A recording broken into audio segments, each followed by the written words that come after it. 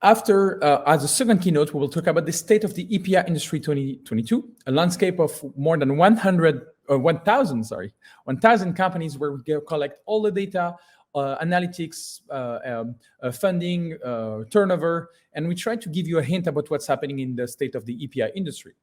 I will be making that presentation. It's a 2-year research business data there, but we're really glad to open the conference with a speaker we always dreamed about to have him as the conference. It was really, he's someone extremely busy and that was who was traveling a lot before COVID. But yes, all the community wanted to listen from him in the past 10 years.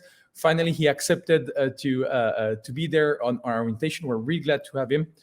It's Marshall von Asltyne. Hello, Marshall. Hello. Yeah, we hope you're doing well and doing okay. And yes, we invite you to share your slides with us. And you're really recognized in the world for your deep research on information theory, markets, intellectual property at Boston University, Western Business School of Business. Again, your name doesn't need to be let's say. Your research doesn't need to be explained so much. Like, a lot of people love what you're doing, so we're really glad to have you, and we invite you to share your talk about technology, digital transformation, and platforms. Thank you for being with us. Yeah, no, it's a pleasure, Mehdi. Thank you much for the introduction. Again, honored to be here. I'm hoping that this will be valuable to everybody. I want to start with two simple ideas before really going into the main talk.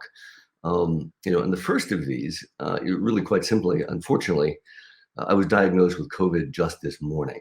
So I'm not feeling terribly well. If I seem a little bit slow, well, that's just me. I'm hoping that can actually, and just seemed too late. I did want to be here to see if I could be here for all of you. But the second is actually just to offer all of you a compliment, because I honestly think that the chief officers in almost any organization underappreciate the value of technology. What I do with just this observation is simply point to technology as strategy. I think what APIs do is they enable strategy in a way that is not appreciated. I think all too often it's viewed simply as infrastructure. I want to give you both data, facts that you can use in arguments today, but also logic as to why these things are so important. To give you a tiny summary of it, one is just thinking of APIs as determining permissions and contracts, who has access to what resources. It also determines who's a partner. This goes to what's outside in innovation. Can you capture ideas from outside the organization? Can you capture ideas from inside the organization and push them out into the marketplace? APIs enable modularity. They enable what should be inside the platform and what should be outside the platform. They help with evolution and scale. So again, it's a hats off to this community. And I want to show you why I think this is important. So jumping into the agenda, what I want to cover is, one, just the evidence that business models are manifestly different than before. We'll start with just a little bit overview and some evidence of that. Then I want to provide you research that shows that those firms adopting APIs grew an average of 38% in market value over 16 years compared to non-adopters. That's huge growth. And if you think of the return on investment for that compared to alternate investments, it's a staggering return. The last thing we'll cover is using technology to drive some network effects, to give you an example of how one might actually do that. So that's really the agenda for today. So what is different this time? So if you've seen the work that I've been doing in platforms, we'll start with a couple of just basic observations. One of these is just changes in the industry. So if you look at the banking sector, these are the top 7 firms in each industry. If you look at the banking sector, they're worth about 1.4 trillion. If you look at the energy sector, they're worth about 2.6 trillion.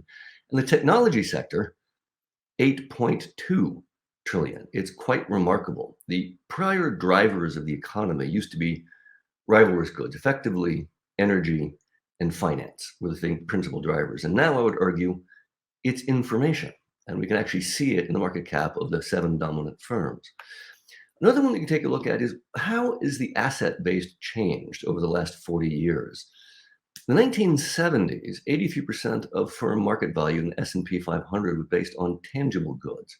As of 7 years ago, it was a complete reversal, with 84% based on intangible assets. It's further evidence that information and data matters, just as the elements of that. To drive this home a bit further, if you look back at 2010 versus 2021, it was obvious that the only two again, in 2010, the dominant firms were energy and finance and banking. Apple and Microsoft were in the list, but it wasn't that big. If you look at it today, 7 of the top 10 firms are the platform firms. Everyone knows that. One of the things that's often overlooked, however, is the ratio of market value to assets.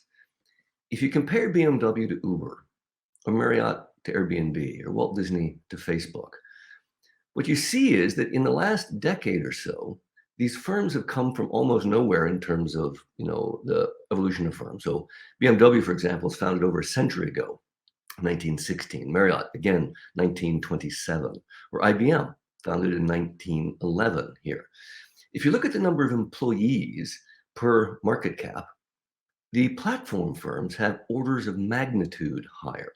So the amount of market cap per employee for Uber is about 12 times that for BMW, or staggeringly, the market cap for Facebook relative to Walt Disney per employee is 15 to 20 times Walt Disney. The key difference is that third parties are creating the value. So third parties are creating the rides on Uber, the rooms on Airbnb, the content on Facebook, the posts on Twitter relative to the editors at the New York Times. It's a big change in the business model. In some sense, we call these inverted firms because much of the value is being created outside the organization rather than inside the organization. The most recent list of most famous companies is here. These are the 2021 most famous brands by Interbrand. They produce something every October, and here's the top 50. Here, almost the entire top row, of course, is effectively some of the platform companies. So if you look at the one shaded in blue, it includes Amazon and Apple and Microsoft and Google and Samsung and others. What's also interesting is the gray companies that are seeking to become platforms. I wouldn't necessarily count Netflix as a platform company, but they're seeking to move in that direction. GE is an example of trying to move in that direction. They did not do so well. There are some other elements of design working on that. Some of the companies in automotive, Toyota, Mercedes, are seeking to become platform companies. How is value creation different in a platform company? How do we get these antitrust scale monopolies? Again, to quickly revisit some prior research, one of the things that led to antitrust scale monopolies a century ago with GE and electricity, or automotive and Ford, or motorcycles, or iron, or oil, or railroads, or supply side economies of scale, high fixed cost, low marginal cost. As you got volume, you lowered price, you killed the competition. This gave you volume, which lets you lower the price, which lets you kill the competition. That's not what's happening. In platform companies, they're all driven by network effects or demand economies of scale. Microsoft still has dominant market share in desktop, Android, something like 80% in mobile. Facebook still has the dominant social network.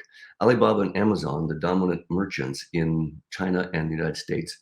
WeChat is so staggering and important in China that even the beggars take WeChat Pay. But a demand economy, a network effect, is a product or service that gets more valuable as more people use it, which attracts users, which creates value, which attracts users. So it's the demand curve shifting out. What that means is managerial attention has to shift outside the firm from inside. Any market with network effects has to shift to outside attention because you can't scale network effects inside as easily as outside. There are simply more resources. So I teach in a business school, and I would argue that every single one of the traditional value creating activities, whether it's finance, human resources, research, strategy, marketing, technology, or operations, all of them must take on external value creating counterparts. Now, we've only got 30 minutes. I'm going to focus on the IT today, the technology, the APIs. But as a quick overview, in marketing, we move from push to pull, outbound to inbound messaging, where users create messages. In human resources, there's now often freelancers as opposed to employees. In strategy, we've gone from creating barriers to entry to permissionless entry of production consumption on top of the platform. Alibaba and Amazon want as many merchants on the store as possible. Uber wants the drivers on its platform and not others. Airbnb wants the rooms on its platform. So it's permissionless entry production consumption from the outside. So what's going on in technology? What scales? So here's where things get interesting. And here's where we start to move into APIs. Now, this used to animate, but unfortunately, we don't get the animation. So we'll just do the whole thing. What scales? Scale happens from internal to external as you move from internal employees to external crowds. That's on the lower bar. All right? It makes perfect sense. There are more people outside, so you can get more scale outside. But they also scale as you move from bottom to top, tangible or human resources to intangible and data resources.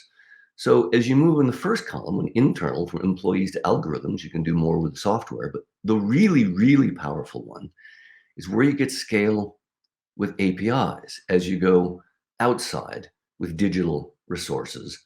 And that's what we're going to talk about today. That's why APIs matter.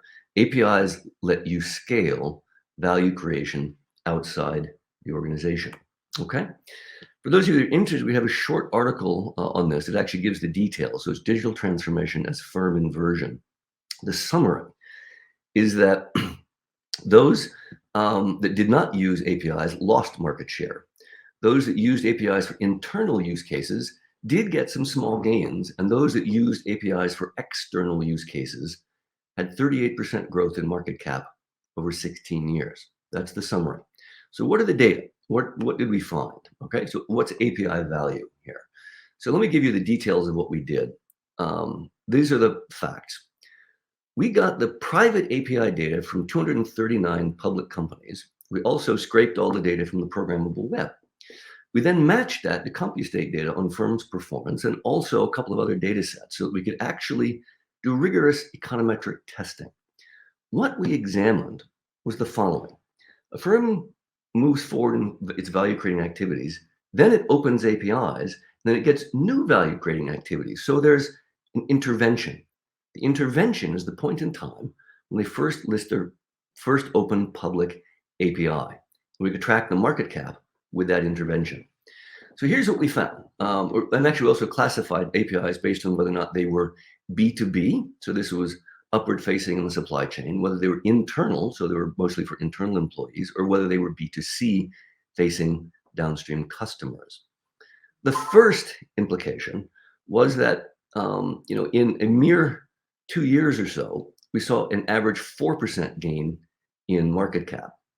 The average firm in our company was 2.3 billion in our data set, was $2.3 billion. The implication is you're getting a 86 million increase in market value by those firms that used APIs.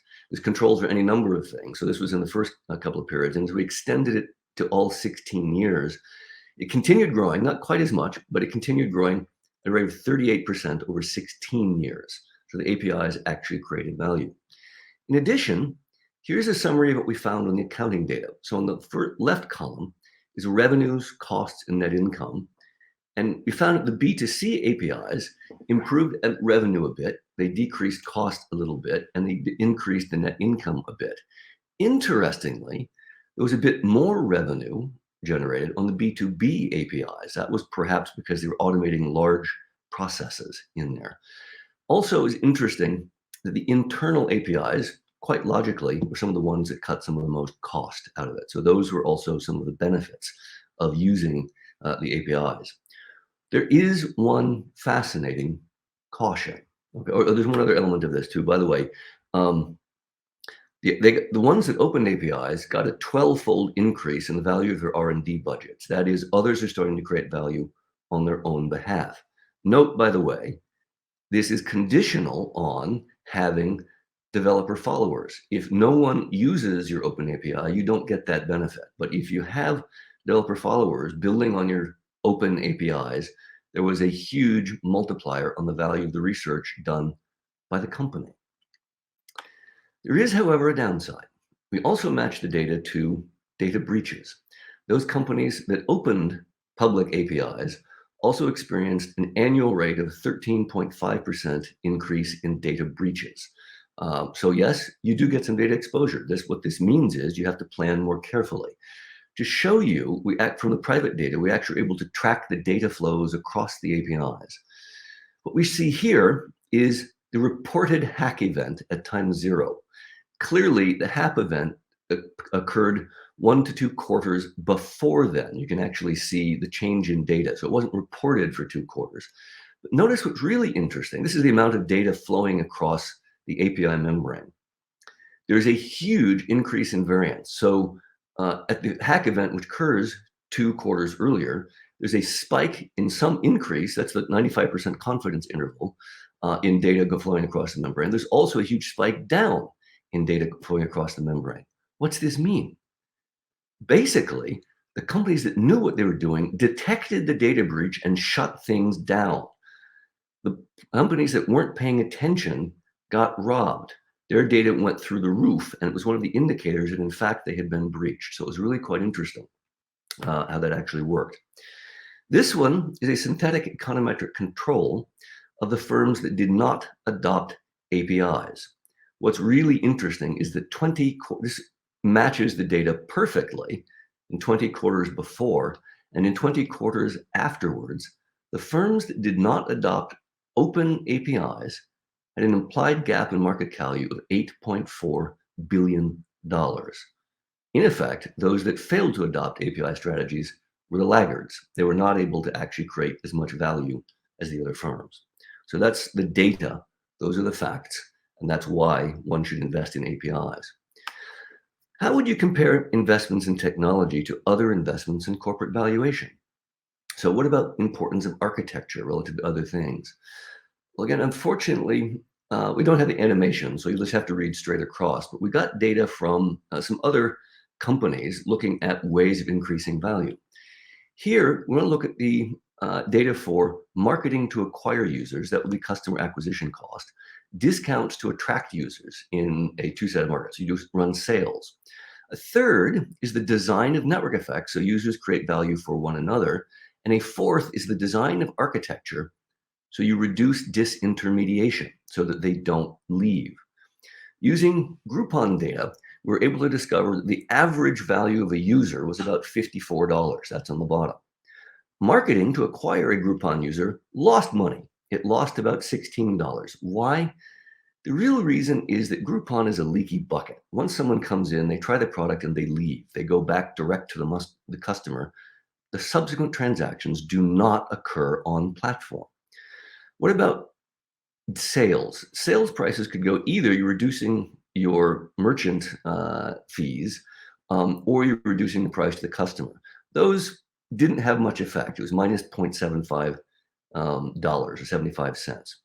The real value is when you start to design network effects, so that users are creating value for other users or merchants are attracting other consumers, or using APIs to design the architecture to keep subsequent transactions on platform to thwart disintermediation. The increment, $87, is more than the baseline value of an individual user at $54.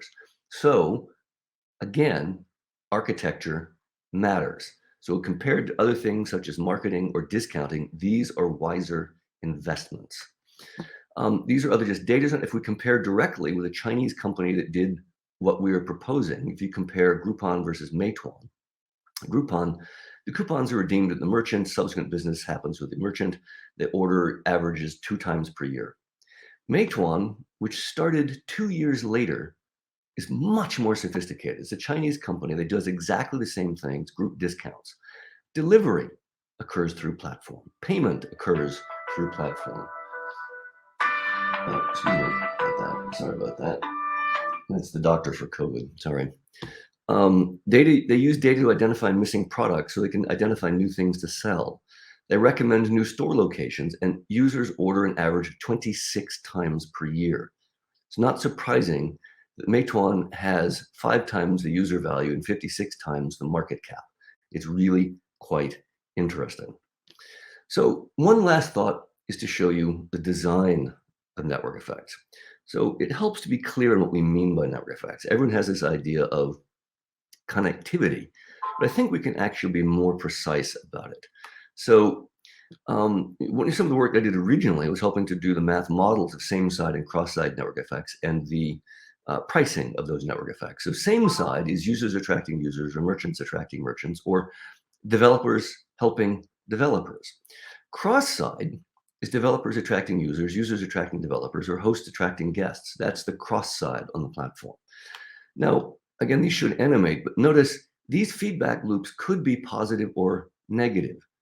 Your task is to design positive, because anytime those feedback loops are negative, so suppose merchants create a bad interaction for consumers, then they leave, then they're off platform. Suppose that data rights management makes it hard to interact. Advertising is clutter. In those cases, you hurt the network effects and you're creating negative feedback. So your task is to create positive feedback. And there's several different tools for doing it. So it's not just the connectivity. I want to give you a more sophisticated way of thinking about network effects, okay? On the left are the explicit network effects. Everyone recognizes connectivity. That's social networks. There are also the explicit networks in ratings and user-generated content. So that's TikTok, that's YouTube videos, that's Amazon ratings, where users are creating other value for users and making recommendations. But don't forget the implicit, and this is where things get interesting. So one is the magnetism, where you take the friction out, so developers can come and attract users, or riders can attract drivers, all on a nexus of attraction. And the one that's typically missed is recommender systems. That genuinely is a network effect. Why? Because it's a product or service that gets better as more people use it.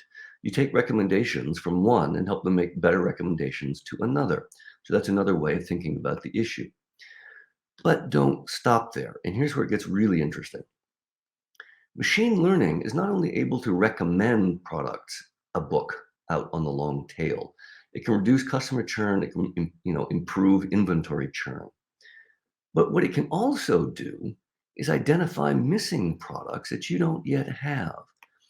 So you could use it as a design tool to suggest movies or books or other products that are not yet in your portfolio. I like to describe this as the content industry's house of cards problem. Because originally, Reed Hastings tried to sell Netflix, excuse me, to Blockbuster, and they said, you don't have anything of value. We control the customer and you're not creating any content. Netflix used its recommender system to actually match people to books. And what was really interesting is in 2013, they used it to predict the success of House of Cards. Literally the expression House of Cards. So that was extremely successful, but it didn't stop there. They could use it to predict the success of other content, such as The Queen's Gambit. Fascinatingly, Netflix won 10 Golden Globe Awards in 2021, more than any other TV producer of all. Similarly, interestingly enough, Amazon produced Marvelous Mrs. Maisel. You can use your recommender systems to actually design content, not simply to recognize content. So it's a different way of thinking about many of these different issues in here. So we'll stop there. I wanted to give you then several different ideas. The first of these is that technology is strategy. It's not just infrastructure. And I think the technologists need to be better appreciated in the C-suite, because you define what's open. You define what's a partner. You make possible what innovations can happen on top of an existing ecosystem. The second point is that giant platforms truly are different. They are what I call inverted firms. That means much of the value is created outside, not just inside. They're driven by network effects. Why? Because network effects cannot scale inside as easily as outside. But it also explains the phenomenon why these firms are so valuable, and yet they have so few assets. Their capital base is smaller, their employee base tends to be smaller. What they've done is succeeded in harnessing third-party innovation that changes the game. Entrants overtake incumbents because they innovate faster. They're accumulating value at a faster pace. APIs are key to this process. They're key to innovation and scale. That map that I showed you goes from internal to external and from tangible to intangible, and APIs are in that top quadrant. We showed you the econometric data. Firms that opened APIs, public APIs, gained a 4% market cap, 38% in 16 years. There is a downside. You do get increased risk of hack. But notice, relative to the non-adopters, they lose ground, they lose market share. The smarter firms definitely do better. But what I want to leave you with is that last thought is don't just stop there with the technology. You can design the network effects to grow your platform and to grow your algorithms. You can do better than the marketing department. You can actually have more impact by changing the disintermediation, by changing the innovation trajectory, by changing the transactions being on platform. Use your data, use machine learning, and use APIs because they are critical to all of this happening. So I will stop there and see if I can handle any questions. Thank you.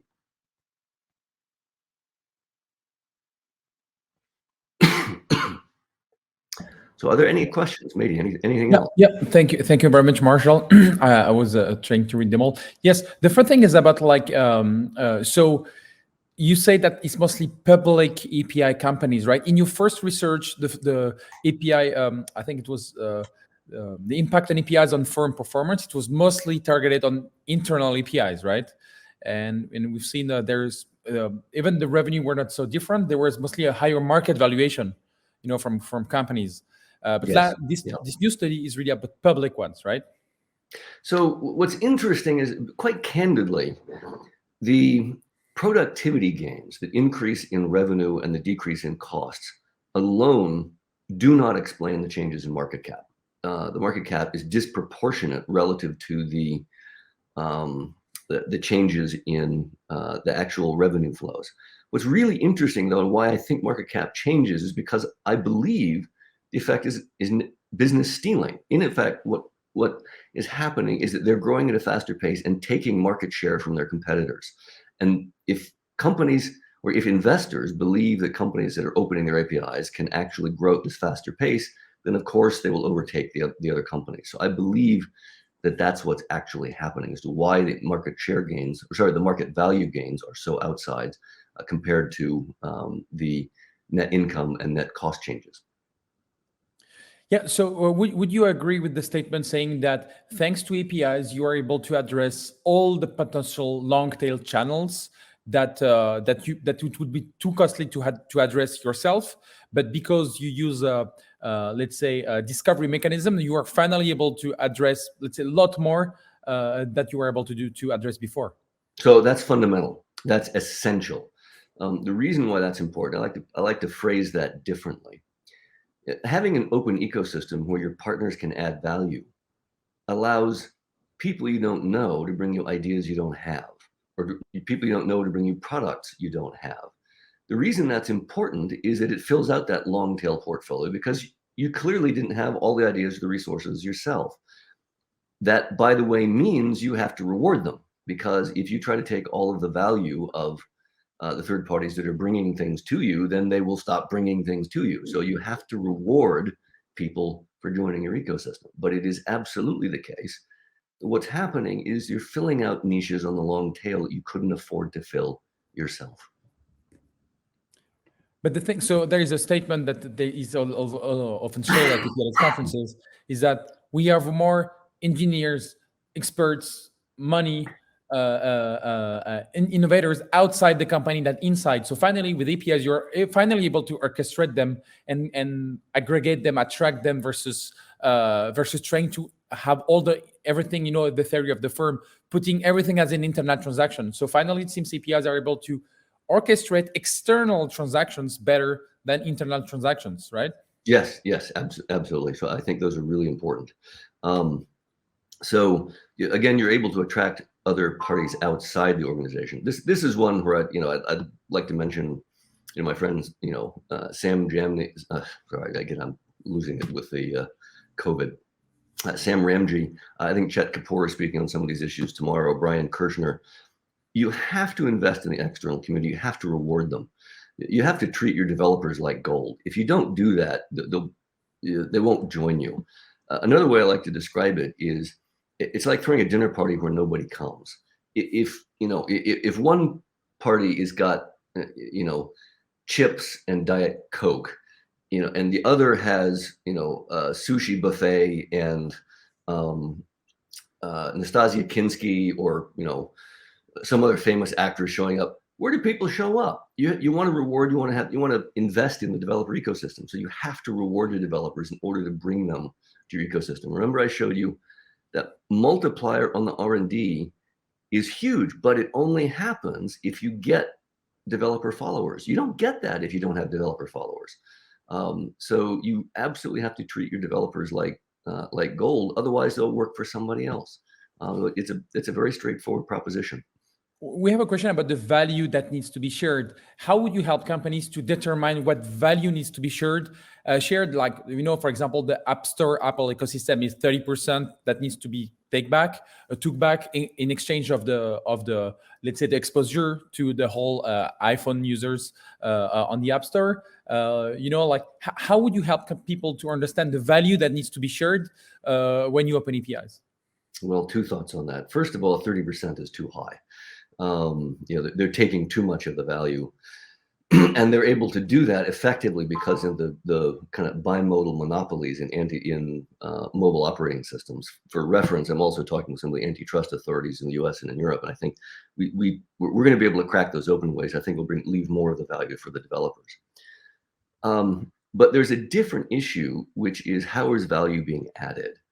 So I like to describe a platform as an open architecture with rules of governance for facilitating interactions. It's the interactions that create the value. You have to figure out what proportion of an interaction you're bringing value to and what proportion of the value is the third party bringing value to. It's a little hard to say in advance because, again, if people are bringing you new value propositions, right, things you hadn't thought of, there may be maybe you're creating a lot of value by bringing the initial tools. Maybe they're bringing more value by bringing a completely new market. So it's a little hard to say exactly what those shares should be. But what you want to do is to look at the interaction and see who's adding value to which part of that interaction and let them keep the lion's share. Whatever investments they're making, whatever value they're creating, they should be keeping the lion's share of the value that they're creating. And you can try to measure the value. The way to do that is to look at the value of individual interaction and the volume of all of the interactions. Use those to sum that value, and you give them that share. Let's take the example of Facebook, for example. In 2010, 2007, they opened they opened the first API, with the Facebook Connect with Facebook and the like and stuff. In 2010, they have their first graph API where you are allowed to almost get the list of all the friends when you add a Facebook button. And so like this is where we've seen so many companies go viral, like the Zynga of the time, the games, the Farmville, the Mafia Wars, and all the craziness about like making Facebook a huge application ecosystem thanks to APIs. In 2014, they reduced the scope of the API, right? They said, okay, we will not be able to share the whole friends list. It's only friends of the same. So it seems they allowed a lot of value to be shared to be winning the developer ecosystem. So developers could create apps with a huge amount of users in an extreme viral way. But when they reached over 1 billion users, they kind of reduced. And of course, with the scandal of privacy, whatever that happened. So it seems the business of opening is the closing at the end, right? And they seem to have managed the value shared depending on how viral they want it to be. So, and funny enough, they had this reciprocity rule. They say you can use your API for free as long as we consider reciprocity in our relationship. So it was not even a number. You can use it as much as you want, as long we feel there is reciprocity in value in the term. So how would you analyze these elements? So I got to say, this is a much, much longer conversation. There are a lot of different elements of this. So one of them is that it's quite common as platforms are getting off the ground to be more generous with resources and investments and royalties as they get off the ground than they are after they've achieved critical mass and they've effectively squelched a lot of the competition. So it's quite common for them to be more generous initially and less generous later. I think Tim O'Reilly has similar observations about that. Also, in Facebook's case, we got to remember, then they started not wanting scrutiny. Then they started getting Cambridge Analytica. Then they started getting Russian interference. Then they started getting researchers learning some fairly unattractive things about them. And so they turned off the APIs. If I'm not mistaken, there was a great study done at New York University that was trying to look at misinformation in advertisements. And they'd gotten permission from 6,300 users to do that. And Facebook turned off the APIs, claiming that was the advertisers' data. No, that's not true, because clearly they had said users should have the ability to determine for themselves what's going on. How are you going to determine for yourselves if you're not given the benchmarking tools, if you're denied the benchmarking tools in this? So, Facebook deserves a little bit of knocking around, in my view, for closing off those APIs. This is the longer part of the conversation, okay? For reference, there is a way to solve that problem. And this actually is the regulatory level as well as the technological level. So we proposed a new data right, which we call an in situ data right, which I believe that many of you are already looking at. The concept is quite simple. You bring the algorithm to the data rather than ripping the data out of the infrastructure. The beauty of this is you can then see all the context for that data. It retains its potency. And if a user wanted to get third-party benchmarking in to see the data, they could do so because they would have the data right, an in situ data right, to import whatever algorithm they wanted. The beauty of this is twofold. Here, for users, the user becomes the choke point or the bottleneck. And so different companies competing to bring their algorithms to those data will then ask for permission from the user. So guess what? The user as the control point will get more of the value. Second point is the business opportunities for API developers should explode. So, in terms of running these kinds of things, I strongly encourage you to take a look. We have some other research on in situ data rights. I can actually share that as well. And we believe this will be adopted in Europe, and I think we're trying to get this adopted in the United States as well. If it's adopted, it will really crack open these kinds of things, huge development opportunities for the API community, but also huge wealth creating opportunities for the user communities themselves, pulling power back from the big monopoly platforms and giving it to the technologists and to the user. So I think there's some really interesting ways we can solve that problem. Yeah, really glad to share the news. I think Albert Wenger from Union Square Venture, he had this TED talk about I think it was, the right to be represented by a bot at some point. So you have, and Mike Amundsen, a speaker on our conferences, say bots on the net.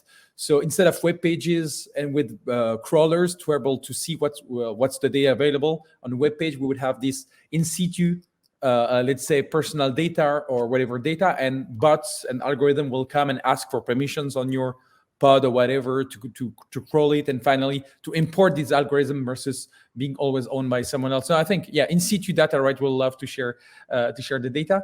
We have a question about API neutrality. So against a monopoly, the FCC sued few, at least following Facebook for unfair use of APIs.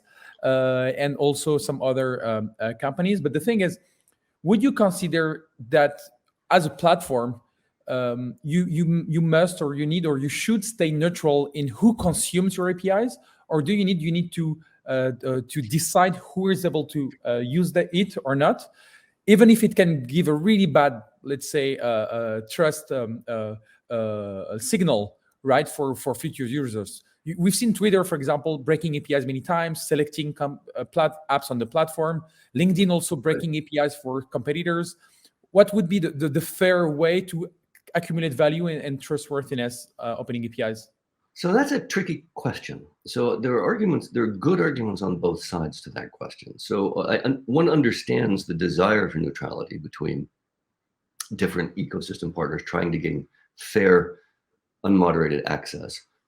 At the same time, the reason we have intellectual property laws, patents, copyrights, trade secrets, is to foster innovation. We want companies to invest in the first place. To give you an analogy, one of the European proposals had been to give all search data to small search companies the moment it's available. That totally destroys the innovation incentive. So I believe that there are two ways to balance those interests properly. One of them is to borrow the same kinds of ideas that we're currently using in intellectual property law. So one might be, you want to encourage firms to create new APIs. You want them to be able to do new things. That, just like a patent, should entitle them, because they made the investment and they invented it, that should entitle them to proprietary use of that technology, at least for a spell. But like the expiration of a patent, at some point in the future, maybe then it becomes available. And then it's a discussion about when it becomes available, not whether it becomes available, okay? So the discussion about whether it becomes available now or never, that's not helpful. So what we need to do is to set a horizon when that's the case. That's solution number one. The second solution to that is to create a technological layer, literally the API layer, and then allow different parties under FRAND, under fair, reasonable, and non-discriminatory economic terms, bid for access. And that includes the vertically integrated portion of the company as well as third parties. The virtue of that one is that the individual value stacks on top also then provide the economic resources for the construction of the infrastructure in the first place.